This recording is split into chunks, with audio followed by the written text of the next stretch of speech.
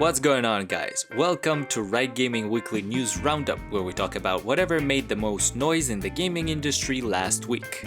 My name is Alex, and this week we will talk about the Skullgirls studio head's harassment case, the new Summit mode for The Division 2, and how Twitch trolled everyone to believe that they were revealing news about the PlayStation 5. So let's start with the Skullgirls studio head's harassment case. For the past 2 weeks, major developments occurred in a case regarding the studio behind the Skullgirls games, Lab Zero. Throughout this year, the head of Lab Zero, Mike Zaymant, was involved in several accidents, let's call them that, in which he was making inappropriate and demeaning comments towards members of the Skullgirls community, streamers, and prominent cosplayers like Bunny and Carbon Grey. These individuals started revealing the unsettling private message exchanges that Zaymant had with them, and this got the attention of the public and the employees of Lab Zero.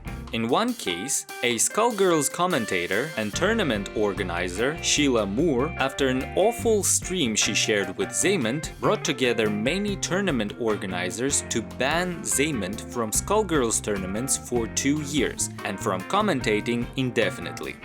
As it was known prior to the troublesome situation, Lab Zero was in the process of transferring to an employee-owned company structure, where the workers of the studio would have equity in the company. While everything was being arranged, Mike Zaymant was supposed to remain as the sole owner of the company only for a short while. But the situation concerning Zaymant's behavior prompted members of the studio to launch an internal investigation of sorts into the matter of the studio head's behavior, and the findings were unsettling.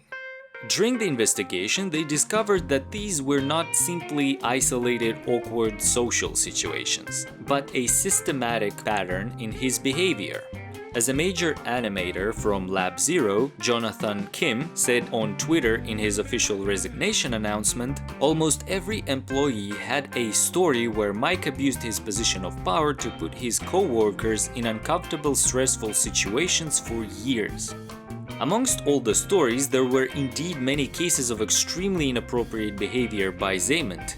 These cases range all the way from frequently mentioning his genitalia in conversations to using very private information about his co-workers in order to make them comply when things did not go his way. As a result, the members of the studio tried to ask Zaymant to resign from his position. After refusing to comply with the demands, in retaliation, Mike Zaymant halted the process of transferring the company to being employee-owned and gave everyone who are not satisfied with his work until August 31st to leave the company. Back then, several key employees left the studio, and last week, Mike Zaymant had still fired the entire remaining staff with no clear statement in regards to severance. In an email answer to Kotaku, Zaymant stated that the layoffs were a necessary action because the company was not able to meet the payroll obligations anymore, and that it is not a decision he made lightly. Not paying his workers is the last thing he would ever do, and that they are currently exploring ways to get these people back in. But from the words of his former colleagues, we get an entirely different picture. And without severance pay, the studio members are currently helping each other to raise money and survive the tough time. In a bit of good news, Autumn Games, the official owners of the Skullgirls IP, and Hidden Variable, the studio behind the mobile port of Skullgirls, have released a joint statement on Twitter concerning the future of the franchise. In this statement, Autumn Games and Hidden Variable extended their support to the members that are leaving Lab Zero and stated that they do not support the kind of behavior that Mike Zaymant exhibits. The two companies will continue to work with the talented workers that left Lab Zero in order to continue making content for Skullgirls and newer entries in the franchise for years to come. I only want to add this. In any corporate environment, these things are bound to happen sooner or later, as it is quite a disjointed system of people who toil and feel deeply about what they are creating, and people who are so far from the creative process that they no longer know anything but the profit margins. And so, when something like this happens, it means it was in someone else's interest. To remove said director or rearrange the company in a different way. But there is no way on earth we could know for sure all the details and heavy emotions these people had been through. But facts are still facts. People who are unable to handle themselves and public communications like this cannot lead and be in charge, destroying the good faith people have in the company. Now let's move to the new summit mode for The Division 2. In more uplifting news, Ubisoft revealed a new mode that will be added to The Division 2 in the upcoming update 11. The mode will be called Summit, and last week in the latest The Division 2 State of the Game, developers Massive Entertainment explained all about it. The mode will be a PvE-focused mode where players will be faced with a skyscraper that has 100 floors. Each floor will be with increasingly stronger enemies as their tier raises with each floor passed.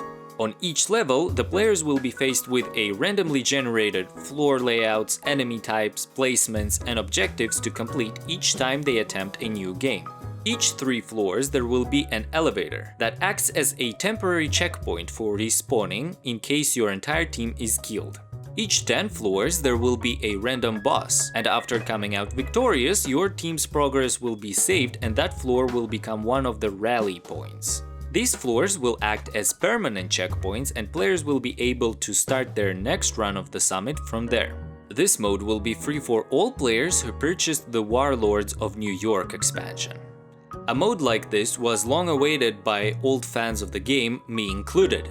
You see, the Summit is the Division 2's take on the Underground expansion that was in the first Division, and is essentially an endlessly replayable endgame mode that constantly swaps objectives and enemy factions from the core game, keeping each playthrough as fresh as it is possible. To finish up the episode, let us quickly talk about a funny misunderstanding that happened last week on Twitch. On Thursday, August 3rd, the Chat's Choice Awards stream was underway, as viewers started noticing that there is something that looks like an actual PlayStation 5 standing in the background. The hosts probably realized viewers have noticed and said that they will talk about it, but later.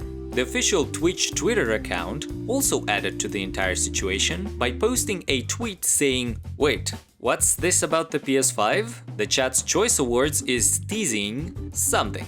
People probably rushed in even greater numbers thinking an actual, unexpected announcement is going to happen there. But to everyone's disappointment, it was not the case. Mari Takahashi, one of the hosts for the event, later went to bring the mysterious PlayStation closer to the camera. And following with the joke that everyone were thinking it is an actual PlayStation 5 console, she took a katana and cut the PS5, revealing that it actually was just a cake that was masterfully shaped like the console. As Jordan from Games Radar reported, almost instantly the stream lost around 10,000 viewers. I guess not everybody liked the joke. And this is it for this week. Thank you everybody for watching. Please leave a like if you enjoyed the video and consider subscribing for more content like this one. This was Alex, and I'll see you next time.